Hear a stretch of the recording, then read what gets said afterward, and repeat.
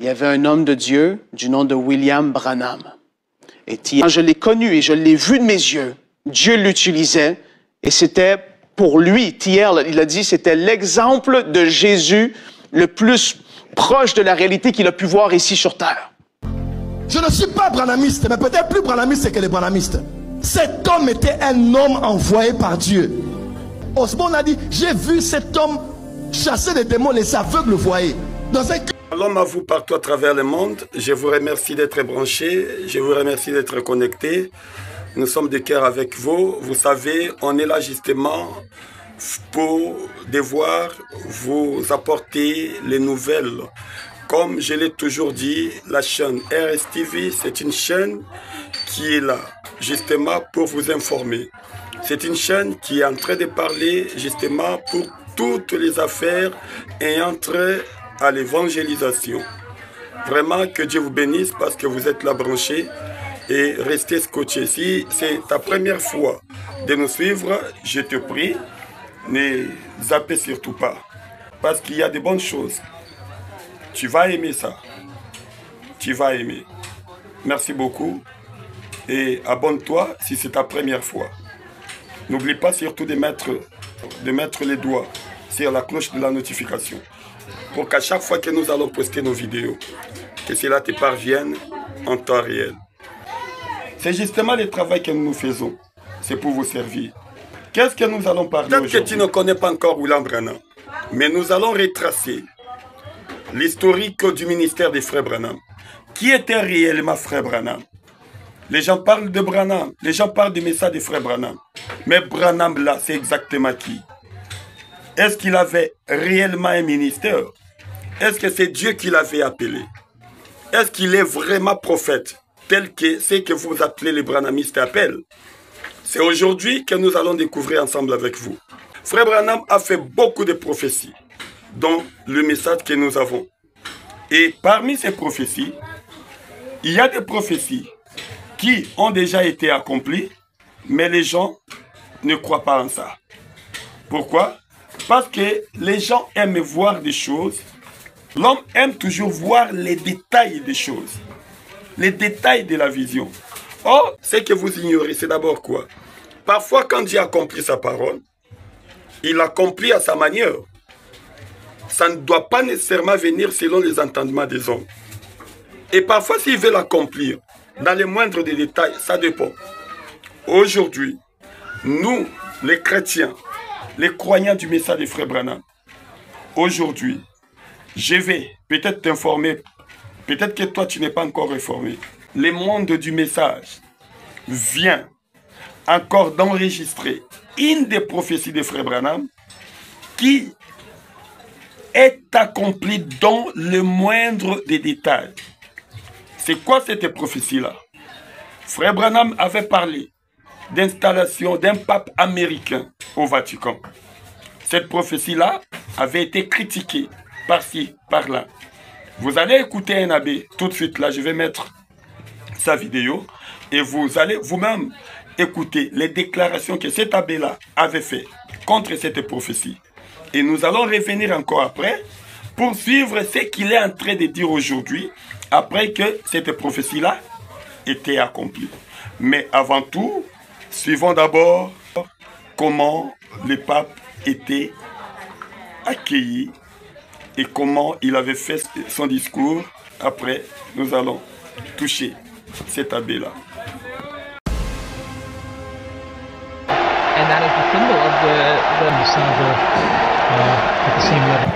Et c'est un Américain, le cardinal Robert Francis Prévost, le préfet du Dicaster pour les évêques, qui a été créé par le pape François. C'était donc son premier conclave. On s'y attendait pas forcément. Il faisait partie des papes habilés. Il faisait partie des papes habilés. C'est un homme qui a un parcours remarquable. Alors que l'on voit les autres cardinaux électeurs qui sont rassemblés sur les loggias à côté. Qu'est-ce qu'on peut... C'est un religieux d'abord, c'est un augustinien, donc un ordre de prière qui justement prône la question de l'amour au centre. Et puis surtout, le pape l'avait appelé pour prendre le délicat dicaster des évêques, c'est-à-dire c'est lui qui choisissait avec d'autres cardinaux, dont d'ailleurs le cardinal Lavigne, les évêques. Et donc c'est une éminente responsabilité qui avait été occupée, on l'a vu tout à l'heure, par le cardinal Ouellet qui était sur la place Saint-Pierre. Et c'est un homme qui a vraiment suscité beaucoup d'admiration par sa façon de travailler, savoir travailler avec les autres. C'est un homme très respectueux des procédures, de l'avis de l'autre. C'est un homme plutôt doux, plutôt effacé. On le dit très timide. Alors on verra comment il va devoir pouvoir se conforter devant ces grandes foules.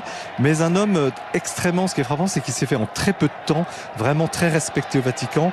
Et je dois dire qu'il faisait partie des papabilés très très sérieux, même si on disait c'est un Américain, parce que ça c'est l'autre aspect de la question. On disait oui, il est très bien, mais il est américain. Comment avoir le premier pape américain de l'histoire, alors que les États-Unis en ce moment ont un président très particulier qui imprime sur le monde entier une marque. Et beaucoup se disaient c'est pas possible d'avoir à la fois un président très fort et un pape américain. Eh bien, c'est la preuve que non, et que ce cardinal Prévost est un homme très timide, mais très précis. C'est quelqu'un qui ne va pas s'en laisser compter et qui, quand il faudra dire des choses, les dira.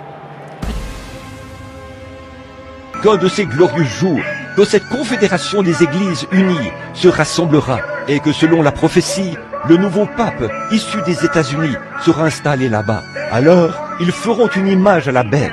Et je vous le dis, la véritable église de Dieu sera forcée de se rassembler. Les vrais, les véritables croyants qui sont parmi les méthodistes, les baptistes, les presbytériens, les pentecôtistes, les nazaréens, les pèlerins de la sainteté, et que sais-je encore, se rassembleront et seront cimentés par l'amour de Dieu. Ils formeront le corps du Seigneur Jésus-Christ. Personne ne peut tenir. En tout cas, sur ce sujet, personne ne peut tenir. Parce que moi, je sors seulement. J'ai toutes les prophéties. Je sors la prophétie. J'ai dit, le pape américain, c'est pour quand? Le pape américain, c'est pour quand? Et c'est un Américain, le cardinal Robert Francis Prévost, le préfet du dicaster pour les évêques, qui a été créé par le pape François. C'était donc son premier conclave. Je pense que nous avons tous suivi comment un Américain est élu comme pape au Vatican. Maintenant, écoutez cet abbé-là qui avait fait des chantages sur la prophétie de William Branham. C'est qu'il dit aujourd'hui. Oh, c'est pitié. Suivons. Nous allons revenir juste après. C'est Abbé Kanda. Pardon? C'est Abbé Kanda. Oui. C'est depuis que Colosie, je vous appelle pour votre vidéo que vous allez poster pour Frère Branham, pour le pape américain. Qu'en dites-vous maintenant? Vous voyez comment vous souffrez. Branham est dans la vérité. Restez calme. Pourquoi m'appeler? Vous avez la vérité. Soyez calme dans votre vérité, ne me dérangez pas. Vous êtes dans la vérité, restez dans la vérité. C'est-à-dire que vous êtes dans le mensonge, vous cherchez un appui à mon niveau. Restez dans votre vérité. Si vous êtes dans la vérité, restez dans la vérité. Faut pas me déranger. Faut pas me déranger. Je ne vous attaque restez pas. Dans votre vérité. Juste,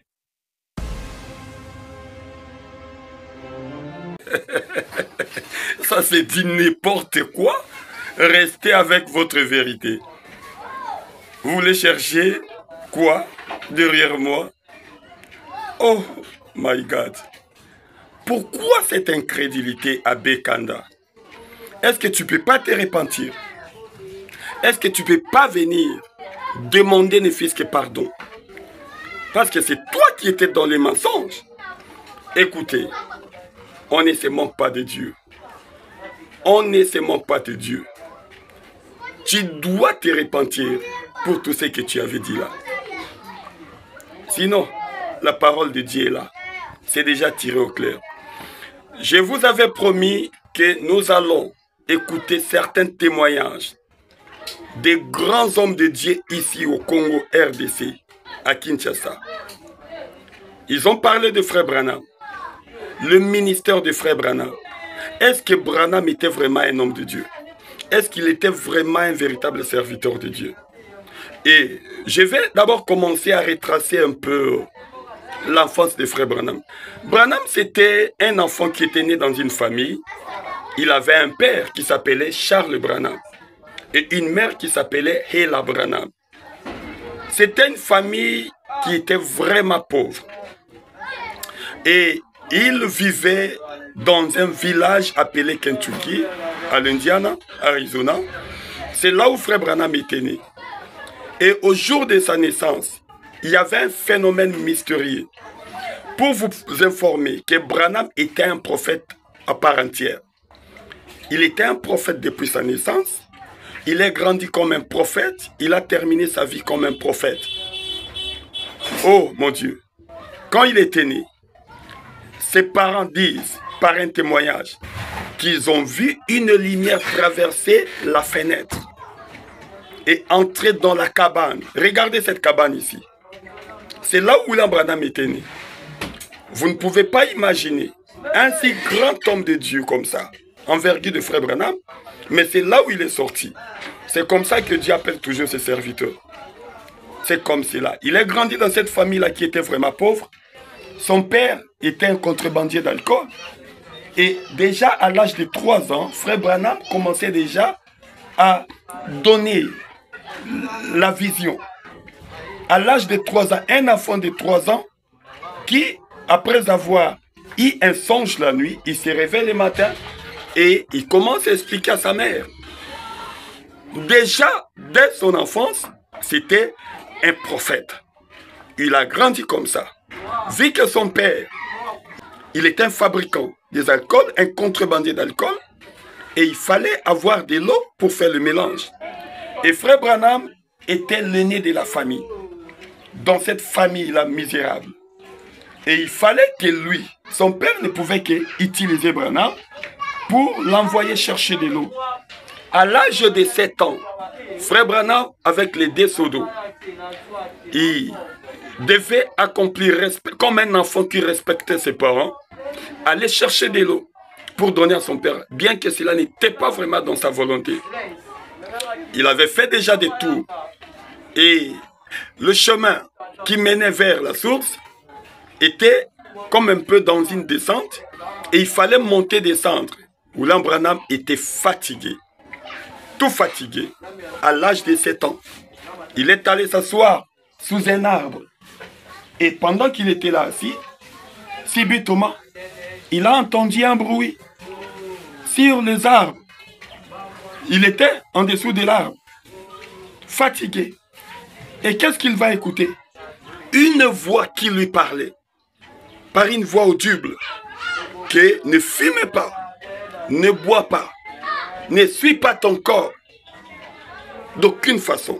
Parce que quand tu seras grand, j'aurai besoin de toi. Je vais t'utiliser. C'était un enfant que Dieu préparait déjà dès son enfance. Et Frère Branham est grandi comme ça. Même quand il a couru vers sa mère pour lui raconter l'histoire, maman, quelqu'un m'a parlé dans les bois. Sa mère ne pouvait pas croire. Sa mère a dit, Billy, est-ce que tu rêves? As-tu fait un cauchemar? C'est quoi? Est-ce que tu as de la fièvre? Il s'agit de quoi exactement? Et Frère Branham, étonné, dit à sa maman, non maman, je ne suis pas malade. Mais quelqu'un m'a réellement parlé dans les bois. C'était quoi? C'était la présence de Dieu. Le surnaturel. La même colonne de feu qui avait conduit le peuple d'Israël. La même colonne de feu que Moïse avait rencontrée. Cette même colonne de feu là que Paul avait rencontrée sur le chemin de Damas. C'est cette même colonne de feu qui, à la naissance de Frère Branham, a traversé la fenêtre pour aller se poser sur ce petit bébé, sur un lit pauvre. Oh, quand Dieu veut faire ce qu'il fait, il le fait. Voilà cet enfant-là. Et c'est comme ça que William Branham va évoluer jusqu'à ce que, un jour, quand il est grandi, il va commencer son ministère. Et quand il a commencé à prêcher, au cours de son ministère, il y a eu des miracles, des prodiges. Et il prêchait avec une haute sagesse. Il convainquait même les docteurs en droit canon. Quand il prêchait la parole, c'était la haute théologie qui pouvait comprendre ça. Un primérien qui n'avait même pas un certificat de l'école primaire. Mais, lisez les messages de Frère Branham. Vous serez étonné de voir ce qui est dans les messages. Mais, aujourd'hui, nous, les croyants du message, ce n'est pas encore de notre tour. Nous nous taisons un peu. écouter les gens du dehors témoigner de ce qu'était William Aaron Branham. Suivons cela et nous allons revenir juste après. Nous remontons tous d'un homme qui était détruit, critiqué, attaqué, qui s'appelait William. Je ne suis pas branhamiste, mais peut-être plus branhamiste que les branhamistes. Cet homme était un homme envoyé par Dieu. Mais à son époque, qui l'aimait? Plusieurs étaient guéris. Il y avait, Osborne a dit, j'ai vu cet homme chasser des démons, les aveugles le voyaient, dans un culte ordinaire. Mais dans sa génération, les gens avaient peur de lui. C'était un peu de trop. Branham va, un prophète a visité l'Afrique du Sud. Il est allé en Afrique du Sud. 300 camions pour porter les appareils orthopédiques. Donc les chaises roulantes, les béquilles, des camions pleins. Les visions, n'en parlons pas. Les prophéties, n'en parlons pas. De 1947, il y avait un homme de Dieu du nom de William Branham. Et Thiel en parle. Et il dit, William Branham, il dit, oubliez les choses bizarres, les choses que vous avez entendu dire de la fin de son ministère. Il dit, oubliez ces choses-là. Il dit, moi, quand je l'ai côtoyé, parce qu'il l'a côtoyé, quand je l'ai connu et je l'ai vu de mes yeux, Dieu l'utilisait et c'était pour lui, Thiel, il a dit, c'était l'exemple de Jésus le plus proche de la réalité qu'il a pu voir ici sur Terre. Et en 1947, il va à une réunion de William Branham, une foule de 8000 personnes étaient là. Il était assis sur le 3e balcon. Et William arrive sur le stage, il dit un petit homme. Et là, il a dit, j'ai vu Christ, j'ai vu Jésus en lui. Il dit, c'était la 2e vision de ma vie. J'ai vu Jésus en lui. Et ça a été une révélation pour lui. Christ en nous, l'espérance de la gloire. Et là, Branham était sur le stage. Et Thiel a dit, j'étais choqué. Il n'a pas crié une fois. Il dit, moi, si on ne criait pas, c'était pas puissant. Et là, il a dit, il y a eu des guérisons, mais extraordinaires, une après l'autre. La première personne qui se rappelle, c'est quelqu'un qui avait le dos courbé, tellement courbé, avec une énorme bosse sur le dos. Il a prié pour cette personne-là, la personne s'est redressée. La bosse a disparu. Il a, mais qu'est-ce qui se passe? Et là, un petit enfant arrive. Et il a dit, ça l'a marqué pour toute sa vie. Une petite fille est arrivée. Et il dit, Branham l'a pris comme si c'était son enfant. Il l'a pris, il l'a collé sur elle. Et là, il a fait une prière tellement simple. Il a dit, toi, esprit sourd et muet. Il a dit avec une voix tendre mais ferme. Esprit sourd et muet, je te l'ordonne au nom de Jésus-Christ. Sors de cet enfant et n'entre plus en elle. Il a claqué des doigts. Il a dit, c'est un silence dans l'aréna. Thiel regardait. Et là, il a dit, ça m'a choqué.